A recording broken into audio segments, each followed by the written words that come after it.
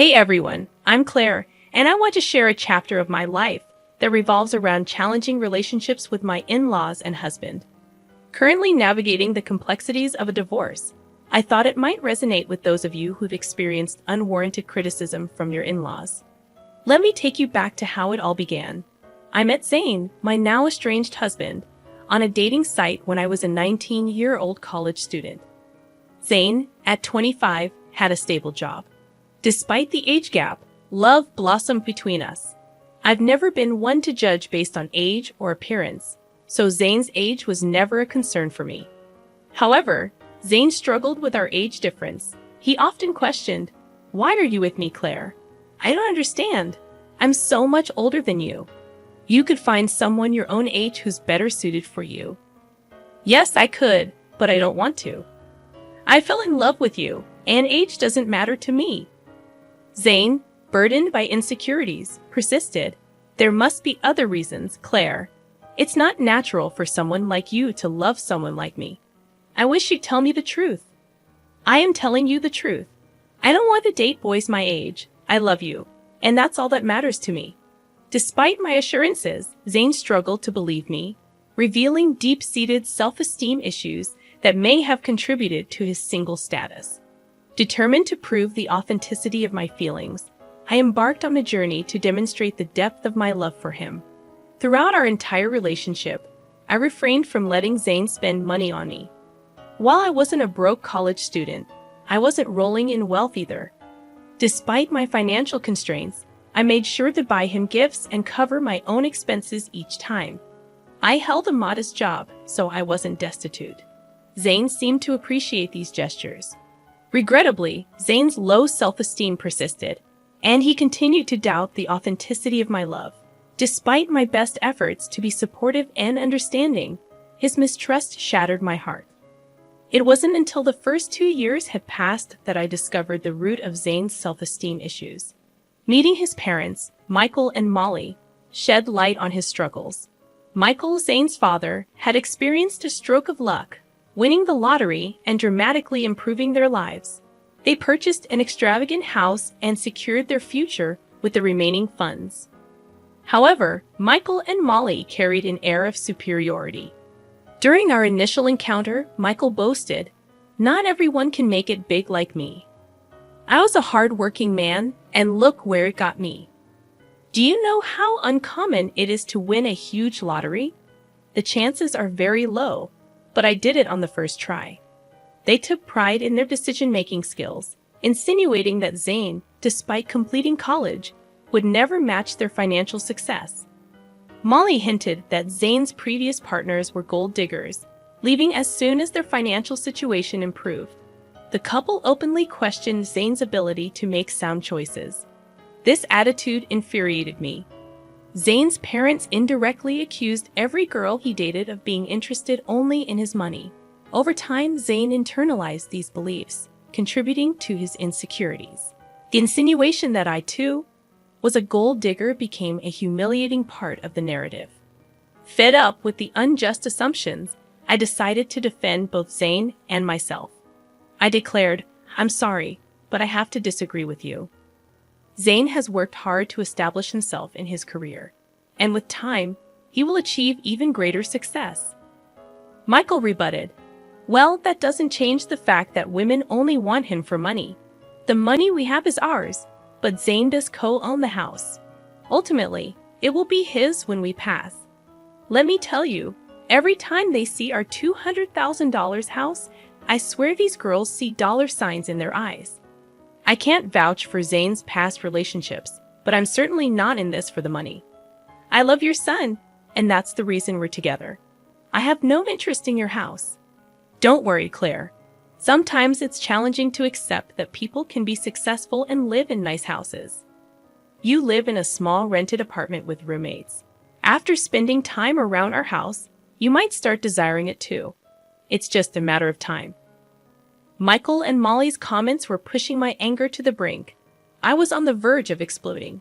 Zane heard it all but chose not to respond or defend himself, steering the conversation in a different direction. His nonchalant attitude surprised me. On our way home, I decided to address it with him. Zane, your parents are being unkind. They're insulting both of us. Why didn't you speak up? What did you expect me to say, Claire? I can't be certain they're entirely wrong. Women in the past have used me to try and benefit from my parents' wealth. They made grand plans involving the house and how it would be ours once my parents passed away. Even if they were gold diggers, that doesn't mean I am one too. You stayed silent when your family insulted me as well. You know my family is well off now. There's a chance they're right about everything. I'm not saying you had bad intentions, but I can understand why it might seem questionable. You don't have parents, so you rely on my inheritance alone. What you're suggesting is absurd, Zane. I've never pressured you to spend money on me. And just because I don't have an inheritance doesn't give you the right to label me a gold digger. Zane remained unwilling to acknowledge my concerns, insisting that he loved me, and the reasons behind it didn't matter. He shrugged off the need for further discussion. While some might have found solace in such assurances, I couldn't accept the thought of him harboring negative beliefs about me. I attempted numerous conversations, hoping to make him understand my perspective. I even suggested therapy, recognizing its potential benefits for him. However, he adamantly claimed there was nothing wrong, causing me to eventually abandon the effort. As time passed, I distanced myself from his family. We became engaged shortly after my college graduation, and although my job paid decently, I started saving to contribute to our wedding expenses. We split the costs evenly and got married when I was 22. However, the subsequent 3 years turned into a tumultuous period of my life. Zane frequently visited his parents, returning home in a sour mood each time. I knew Michael and Molly were still taunting him and branding me as a gold digger. Despite my pleas for Zane to limit contact with them, he continued to engage with his parents. Their words poisoned his perception of our relationship, convincing him that no one could genuinely love him. Even after years of love and care, Zane remained suspicious of me. The burden of constantly proving myself became increasingly draining. However, the breaking point arrived on Zane's birthday. In line with his preference for small celebrations, we had a quiet cake party at home. I presented him with the expensive watch he had desired. Zane was elated with the gift, but my joy waned when he suggested visiting his parents to showcase it. Despite my reluctance, I accompanied him at his insistence.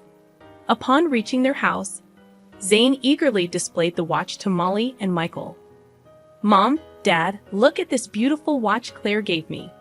I've been wanting it for a while now. Isn't it gorgeous?" "Oh, did she know, Zane? It seems she does love you after all." We were quite concerned for a while there. "Don't get carried away, Michael. She's a gold digger. She married our son because we own a $200,000 house. Let's not forget the facts." "Yeah, you're right. I almost forgot that the house is the only reason Claire married Zane." "Excuse me? Why do you think I married your son for your house?" "Well, you were just living in an apartment after working for 4 years. Besides, Zane is so much older than you. Why would you marry him unless you want something from him? I'm sure our house was always an attraction, if not his money." "I married your son because I love him. All your theories about my gold-digging intentions are wrong. Zane knows the truth, and he will tell you that, won't you, Zane?" To my complete surprise, Zane remained silent. I was already feeling uncomfortable with my in-laws' belief that I was a gold digger, but Zane's reaction, or lack thereof, shocked me. He kept his head down and avoided eye contact with me. Feeling perplexed, I decided to push him a bit. I couldn't fathom why he wasn't standing up for me. "Why are you not saying anything? Your parents always thought I was a gold digger. How will they know the real me if you don't tell them? Why are you quiet? Tell them they're wrong." I don't know what you want me to say, Claire. I don't know if my parents are off the mark. There might be a possibility that you're after this house." "Are you serious right now, Zane? You believe I married you for your assets?" He's not wrong to think like that. It's suspicious that you've never considered buying a house. You haven't even discussed it with him. For someone renting a place, owning a house should have been a priority. Yeah, it should be a priority, but you've chosen not to work toward owning a house. Our place is expensive, and you can't afford something like this even if you tried. So you decided to marry Zane and settle here. That makes more sense to me. I mean, why would you marry me, Claire? You might have feelings for me, but I think there's more to it than just love. I found myself speechless after this exchange. All the love I had for Zane seemed to have been reduced to nothing. At the end of the day, my in-laws, and even my husband, viewed me as a gold digger. While my in-laws' reaction bothered me, it was Zane's response that devastated me. In that moment, I made a decision. I wanted a divorce. I didn't immediately disclose my decision to them. I waited for the right time. So when Zane and I returned to our place, I contacted a lawyer and initiated the divorce process.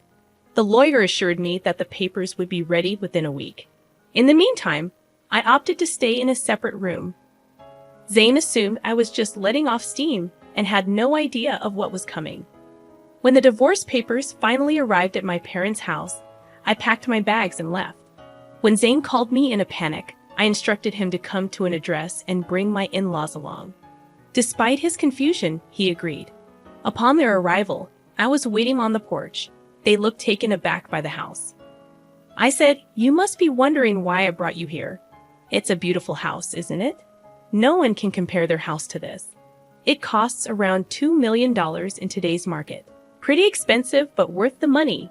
There's also furniture with an added value of millions. What is this place, Claire? I don't know why you have access to such a house.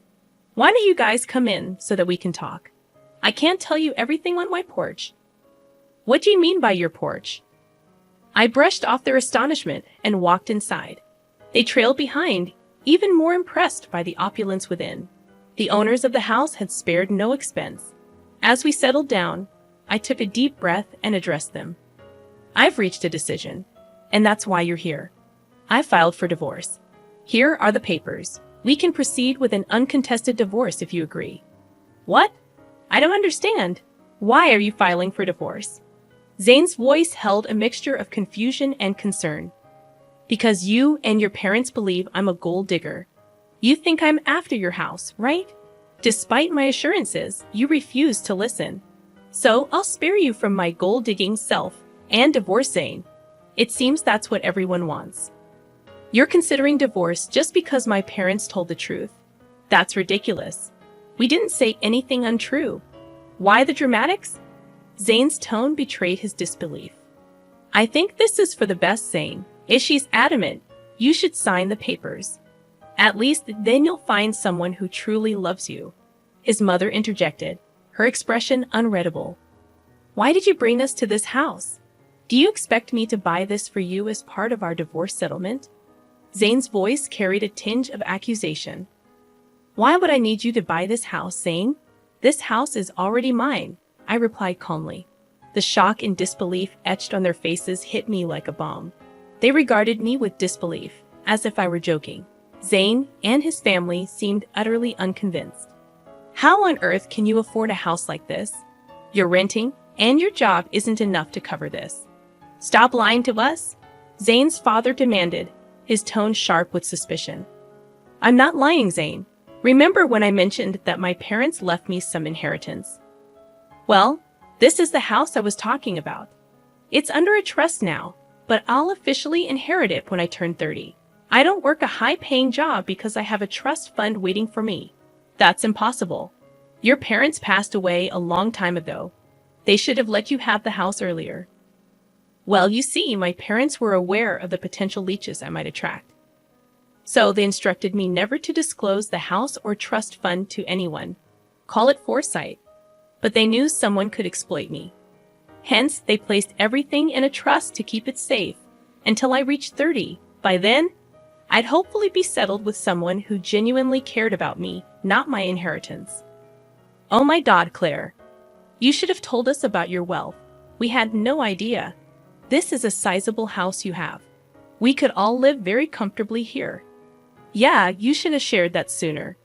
We thought you were after our house. We could have avoided all the misunderstandings." I'd always knew Claire was perfect for Zane. I've been saying she's a great woman. Look how wealthy she is. Zane really found a great match. Hearing this, I couldn't help but laugh. Their attitude toward me had shifted so rapidly that it made my head spin.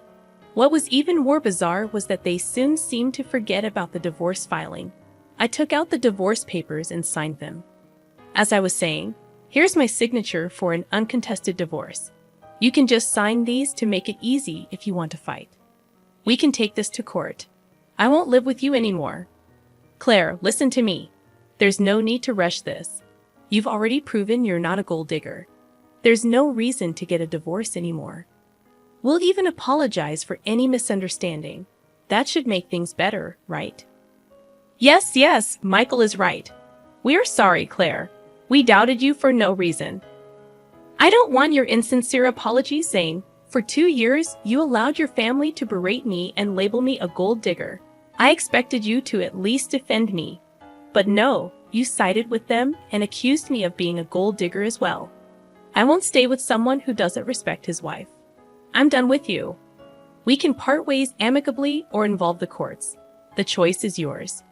Zane, Molly, and Michael tried their best to change my decision, pleading with me to let go of the past. In their minds, what happened was just a simple misunderstanding. Not once did they show remorse for tarnishing my name. Their audacity fueled my anger. When I reached my breaking point, I demanded they leave before I called the police. My anger intimidated them, and they left. Over the next few weeks, Zane and my in-laws continued to harass me daily. They begged, pleaded, and even offered bribes to convince me to stay. Their belief that I could be swayed with money only intensified my fury. It revealed that they still considered me motivated by financial gain. The irony was that, as Zane co-owned the house with his parents, I was entitled to half of his share. This realization fueled their desperation for reconciliation. Despite their attempts, I remained steadfast in my decision to part ways. I relocated all my belongings to my parents' house, asserting my right to stay there even before officially taking ownership. Zane and the in-laws persisted in reaching out, prompting me to change my number entirely. I wanted to avoid their constant attempts to contact me from unfamiliar numbers.